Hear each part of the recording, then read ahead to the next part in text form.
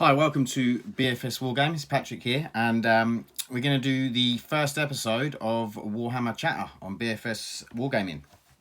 So what I'm going to do today, we're going to be talking through the Necron Codex. Okay, so I'm basically going to go through, and it's just going to be my opinion on things that I think could be better or changed, or I might just say I think they're good. As a Necron player, they were my first army in 8th edition. Back when I was a lot younger, I think it was 2nd edition, I had some orcs. But Necrons were my first army in 8th edition. I now have Custodes, Knights, and Emperor's Children. So I will probably be talking about those things as well. Some of the other guys will be talking about things as well, maybe with me or on their own. There'll be groups sometimes, so you'll be getting a few different opinions. It won't always be mine. So we're going to go through, we'll start off with the HQs and just work through the data sheets and what I think could be better, what I think needs to be changed. And the other thing is, I won't be going through the stratagems and stuff. I might refer to stratagems, but I won't be going through them. So yeah, we'll get started. So first off, Imhotep Stormlord. I think Imhotep is really good. I don't think he's badly costed in points for what he can do. My only thing about Imhotep is you can only use him with a Saltec dynasty, which, you know, it's one of those things. A lot of armies have it. It's just that thing of like, I'd like to take Imhotep, but I'm not playing Saltec, so I can't. And you have to try and change your list to include him and stuff like that. And I feel like with a lot of other armies, like say for instance with Space Wolves and Bjorn, you know, he's probably their best HQ, well, in my opinion. And I feel like they can take him whatever the list, you know, whereas, but maybe that will change when the Codex comes out, who knows. So I haven't really played that many of the named characters, but another one I've played is Illuminus Azares. I've played quite a few pre-Codex and post-Codex battles with my army, so I've had a bit of experience pre-Codex and post-Codex, so I've seen the changes and stuff like that. Illuminus Azares, I think, is really, really good. You don't get a dynasty, the sort of buff from the dynasty with him, but he can then buff any of the dynasties. So therefore he can, you know, if you take 2 different dynasties, he can then give buffs to both, which is pretty handy. The only thing with him is I would like him to have a Chronometron, whether it's the option to take a Chronometron, so for extra points, or if it's building, because I feel like he's meant to be like one of the best Cryptex, along with Orican the Diviner, and they have he hasn't got a Chronometron, which I found strange. I mean, Orican the Diviner has one, but not Illuminus Azares. So I thought it was odd. I know he gets the augmentation, but I just think that, you know, being that good a Cryptic, you should have it. And then you go on to sort of, I've skipped over quite a few of these because I haven't played them. So as I haven't played them, I don't want to talk about them too much. Orican the Diviner's obviously got the Orican the Empowered data sheet as well, which you can turn him into a bit of a beast, which is pretty good. And then we'll go on to the unnamed HQ. So Overlords are good, well priced, I think. Same with a Lord. Cryptex are good, well priced. Same as Destroyer Lord. Necron Warriors. Necron Warriors. The thing with Necron Warriors is they do die very easily. I know the idea is to take them in blobs of 20 and they reanimate, so they become worth their points because they can reanimate. It's just that thing of, if you play Necrons, or if you've played against Necrons before, you know that you've got to concentrate fire.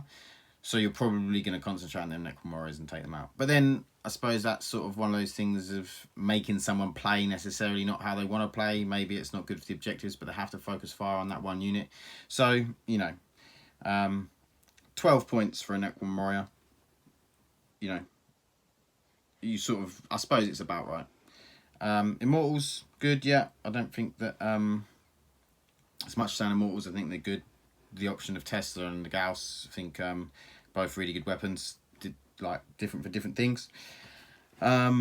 Lich Guard, again good. I've used them with the war size, haven't used them with the sword and shield. But yeah, not really any complaints with the Lich Guard. I think they're good. Haven't used Death Marks. I'm hoping to get some soon, and I'm going to put them in the kill team. Flayed ones. Now, flayed ones I do think are overpriced.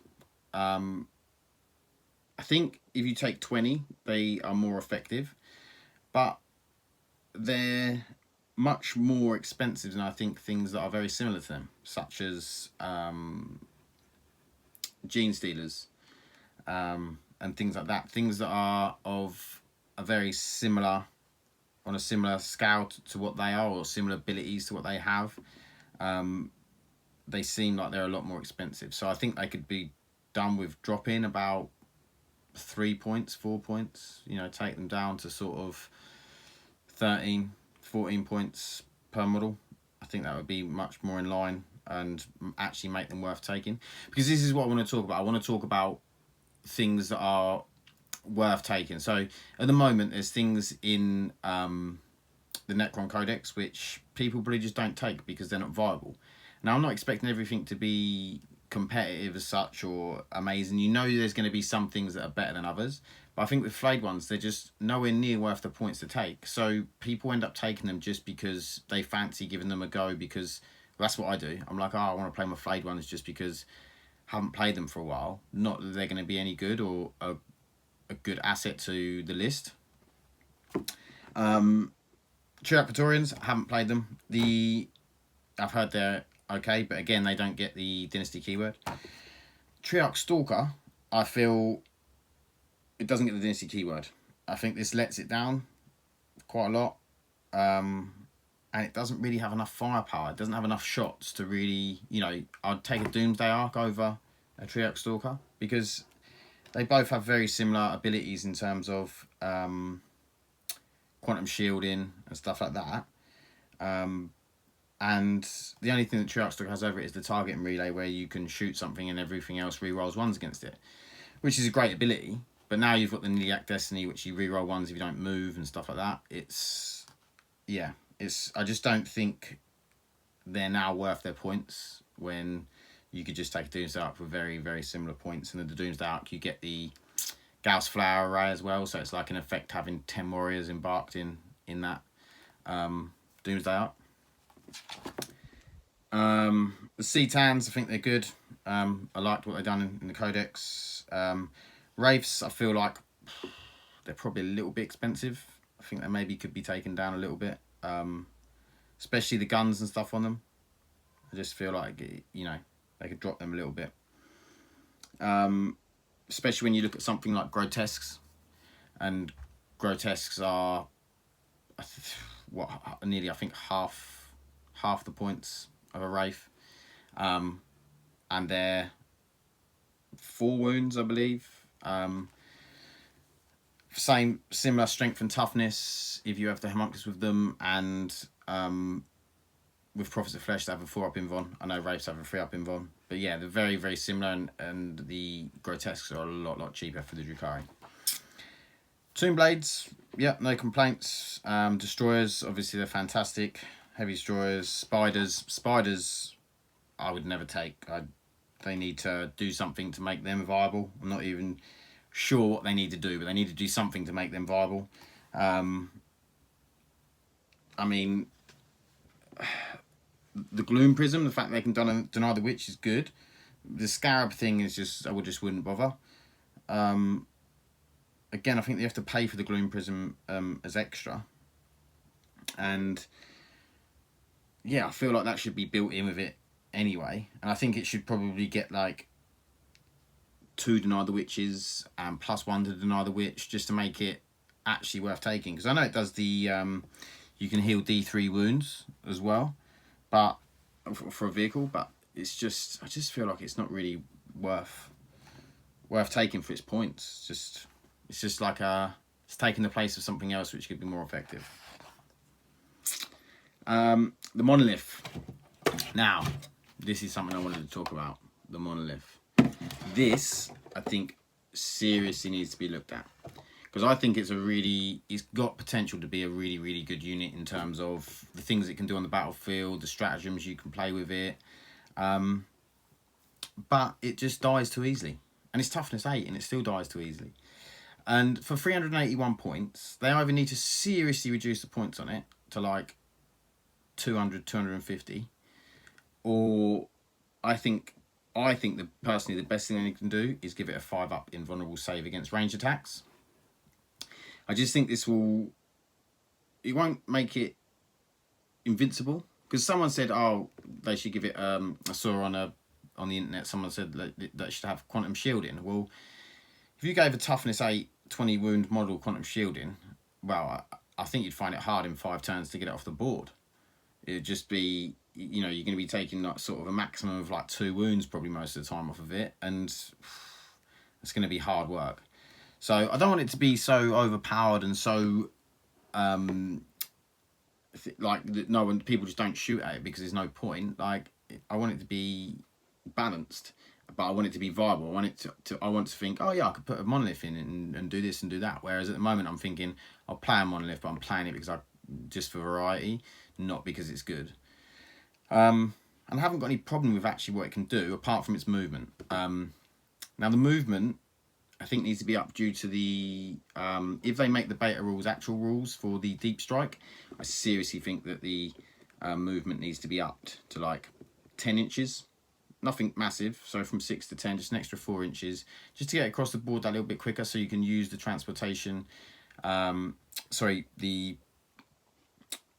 bit where you beam it in, the Eternity Gate, so you can beam troops in, because that's sort of the idea of it. Because shooting wise, it's not amazing. It's okay, you know, you can take out some troops with it, but it's not amazing. And then yeah, so I think it should have a 5-up invuln against shooting, and then up its movement to sort of 10 inches if the beta rules become actual rules, which I think, from what I can see, they're probably going to do something along those lines. Yeah, I just want to make it a little bit more viable, just so you can think, oh, actually, yeah, that might be a good thing to take. Not, I'll take it just because I haven't played it for ages and I want some variety, you know. Annihilation barges, yeah, I wouldn't take one. Not worth their points. I think they need to maybe change the weapons on Annihilation barge. I think the Gauss cannon, if they made them so it had 2 twin heavy Gauss, something like that, with twin Tesla Destructor, I think that could be quite cool, and would make it worth its points. But you'd have to keep it about the same points, because otherwise I think it just died too easily. It's only 8 wounds. Yeah. So Doomsday Arcs. I think Doomsday Arcs are really good. I like them. I think the only thing is I would have liked to have seen it to be 2d3 rather than d6 shots. Because I knew it had to change from d3 shots pre-codex to make it worth taking, which they did, and it is now worth taking. So I'm not saying they're not worth taking. They are viable. They're viable Necron. I just would have liked to see 2d3 just to make it that little bit more reliable, so you know you're going to get at least 2 shots of it. I think, you know, with the Necrons lore, you'd think that their guns and weapons and technology are pretty reliable. Hence, the Monolith should have a 5-up invuln against shooting.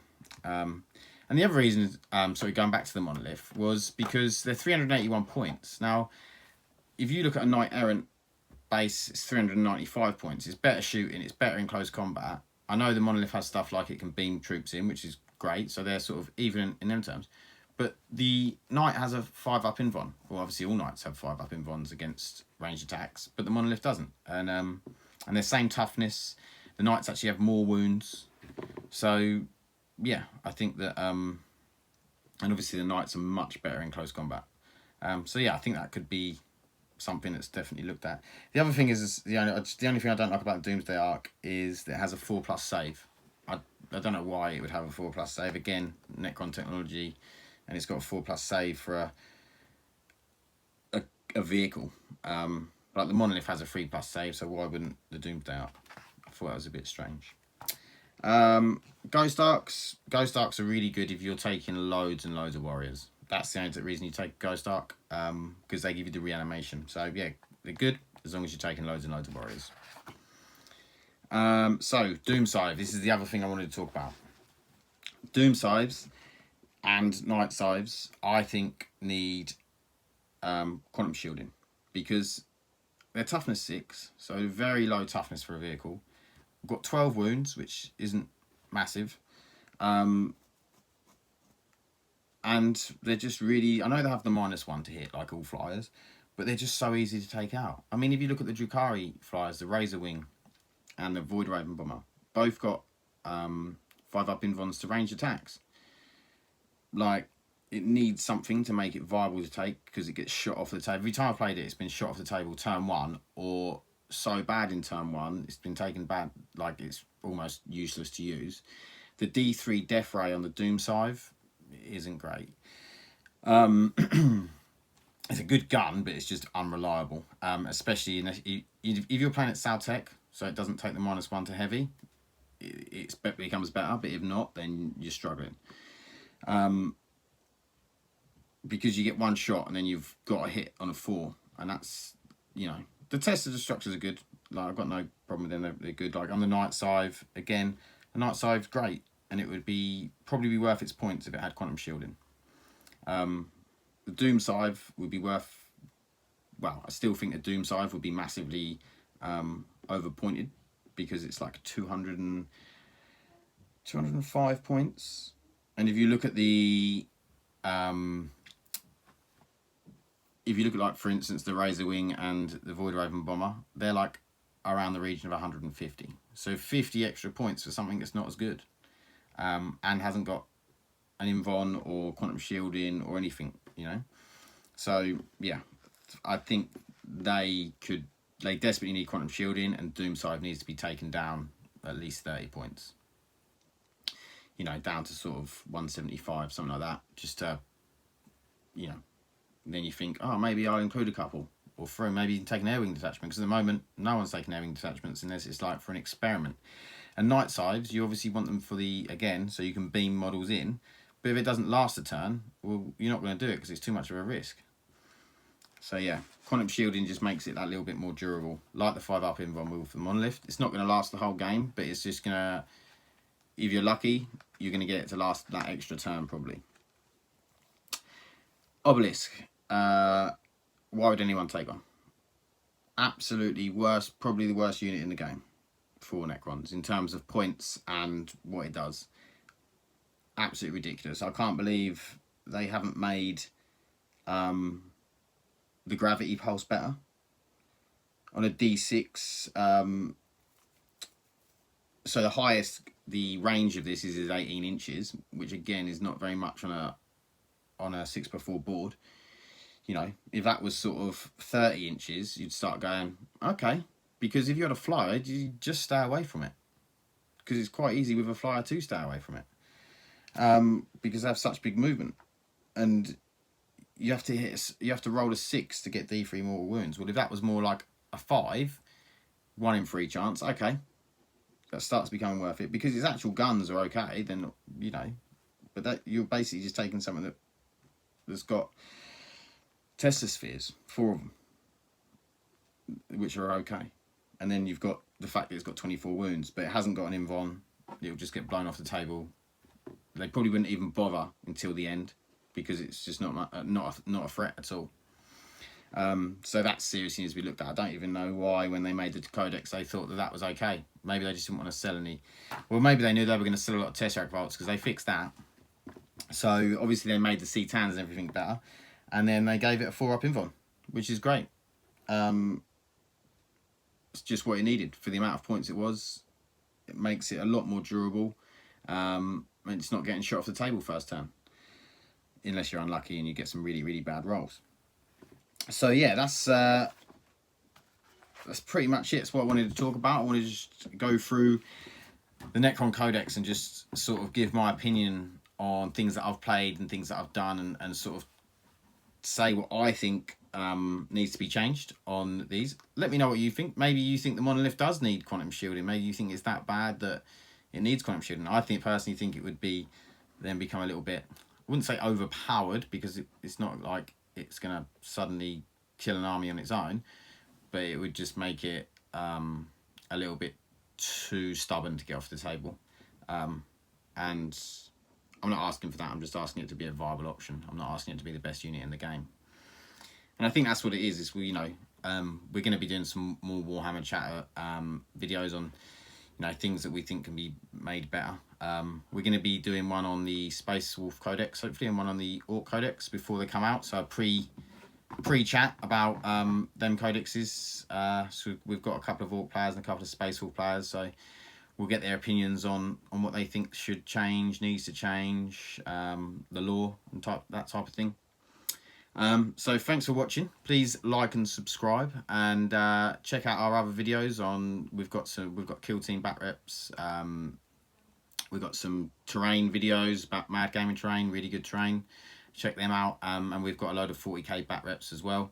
So check all those out, and yeah, we'll see you in the next one.